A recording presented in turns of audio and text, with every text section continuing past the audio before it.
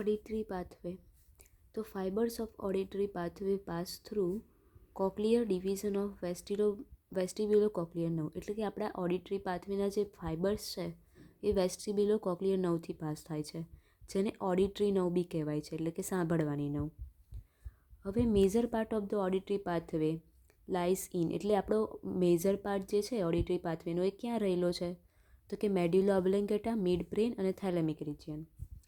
Higher centre for hearing is temporal lobe of cerebral cortex. એટલે આપણું જે સાંભળવાનું મેઇન સેન્ટર છે ને એ ક્યાં રહેલું છે? તો કે સેરેબ્રલ કોર્ટેક્સના ટેમ્પોરલ લોબમાં. જ્યાં where fibres of auditory pathway finally terminate, જ્યાં ઓડિટરી પાથવેના ફાઇબર્સ છે જે સાંભળવાના એ ત્યાં ટર્મિનેટ એન્ડ થાય છે. તો આ ઇન્ટ્રો થયું.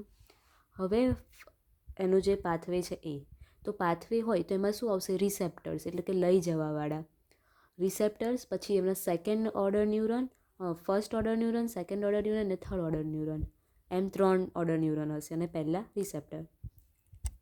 તો આમાં રિસેપ્ટર કોણ છે? તો કે hair cells. Hair cells receptor છે. એ ઓર્ગન ઓફ કોર્ટાઈમાં રહેલા છે. Innervated by afferent and efferent nerve fibres. આ બંને દ્વારા એ સપ્લાય થાય છે. એફેરન્ટ નર્વ ફાઇબર્સ એટલે શું? કે જે ઓર્ગનમાંથી બ્રેનમાં મેસેજ પહોંચાડે, અને ઇફેરન્ટ એટલે બ્રેનમાંથી ઓર્ગનમાં લઈ જાય.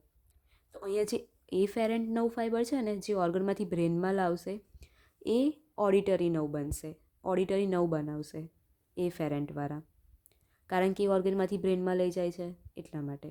તો રિસેપ્ટર ખાલી એમાં યાદ રાખવાનું છે કે હેર સેલ્સ છે. ઓકે. હવે ફર્સ્ટ ઓર્ડર ન્યુરોન. તો અહીંયા ડાયાગ્રામમાં રિસેપ્ટર થઈ ગયા સ્પાઇરલ ગેંગ્લિયોન. અહીંથી નવ જશે તો કઈ જશે એ જોઈએ. તો ફર્સ્ટ ઓર્ડર ન્યુરોન કોણ છે? તો કે બાયપોલર સેલ ઓફ સ્પાઇરલ ગેંગ્લિયોન. આ જે છે ને સ્પાઇરલ ગેંગ્લિયોન એ ફર્સ્ટ ઓર્ડર ન્યુરોન છે. બરાબર. રિસેપ્ટર કોણ હતા? તો કે અહીંયા હેર સેલ્સ હશે એ. આ ફર્સ્ટ ઓર્ડર ન્યુરોન થયા. હવે કોઈ બી સેલ હોય ને તેનો આ પાર્ટ, આગળનો જે પાર્ટ છે ને ડેન્ડ્રાઇટ્સ કહેવાશે, ને પાછળનો જે પાર્ટ હોય ને એક્ઝોન કહેવાશે. તો આપણને એ તો ખબર પડી કે ફર્સ્ટ ઓર્ડર ન્યુરોન કોણ છે? તો કે સ્પાઇરલ ગેંગ્લિયોન. તો એ શું કરશે? તો કે dendrites of the bipolar cell are around hair cells.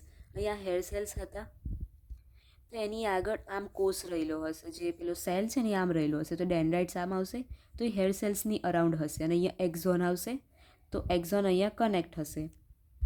તો એ સેલના એક્ઝોન છે ને અહીંયા એન્ટર થશે. ક્યાં? સેલ છે આમ રહેલું છે એટલે એના એક્ઝોન અહીંયા આ મેડ્યુલા ઓબ્લેન્ગેટા છે, તો એ મેડ્યુલામાં એન્ટર થશે. અહીંયા કીધું તો ત્યાં બે ફાઇબર્સ ડિવાઈડ થશે, વેન્ટ્રલ કોક્લિયર ન્યુક્લિયસ અને ડોર્સલ કોક્લિયર ન્યુક્લિયસ. જો આ જે વાળું છે ને એ વેન્ટ્રલ કોક્લિયર ન્યુક્લિયસ અને આ ડોર્સલ કોક્લિયર ન્યુક્લિયસ બંને સાઈડ હશે. આટલું ખબર પડી ગઈ કે આ સ્પાઇરલ ગેંગ્લિયોન એ ફર્સ્ટ ઓર્ડર ન્યુરોન છે, જે અહીંયા બે ફાઇબર્સમાં થશે, આ વેન્ટ્રલ કોક્લિયર ન્યુક્લિયસ ને ડોર્સલ કોક્લિયર ન્યુક્લિયસ. તો જે વેન્ટ્રલ કોક્લિયર ન્યુક્લિયસ ને ડોર્સલ કોક્લિયર ન્યુક્લિયસ છે એ સેકન્ડ ઓર્ડર ન્યુરોન બનશે, જ્યાંથી હવે ફાઇબર બીજે જશે. તો એ ક્યાં જશે? તો કે 4 જગ્યાએ જશે.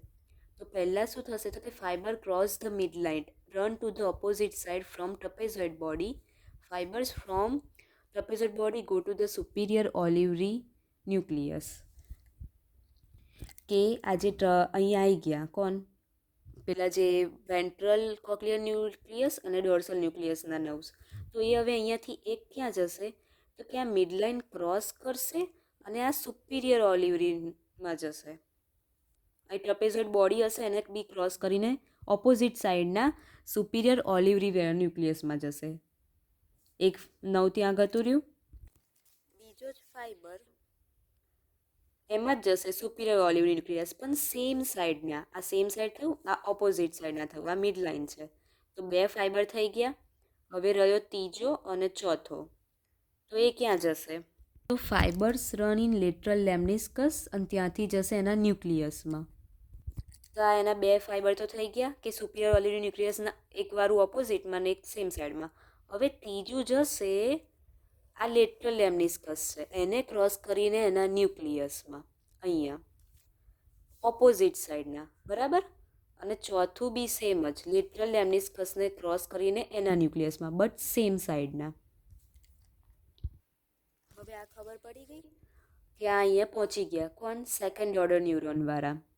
હવે થર્ડ ઓર્ડર ન્યુરોન, તો એ કોણ થશે? તો કે આ જે ન્યુક્લિયસ છે લેટરલ લેમ્નિસ્કસનું એ, અને આ જે સુપિરિયર ઓલિવરી ન્યુક્લિયસ છે એ થર્ડ ઓર્ડર ન્યુરોન છે. એ ક્યાં જશે? ત્યાંથી એ જશે મીડિયલ જેનિક્યુલેટ બોડીમાં. બરાબર? મીડિયલ જેનિક્યુલેટ બોડીમાં એ એન્ડ થઈ જશે. ત્યાંથી પછી મીડિયલ જેનિક્યુલેટ બોડીમાંથી ઓડિટનું બધું રેડિએશન થઈને જે ઓડિટરી કોર્ટેક્સ હશે, જ્યાં સાંભળવાનું સ્થાન હશે ટેમ્પોરલમાં, ત્યાં જતા રહેશે, જેથી આપણને સંભળાશે.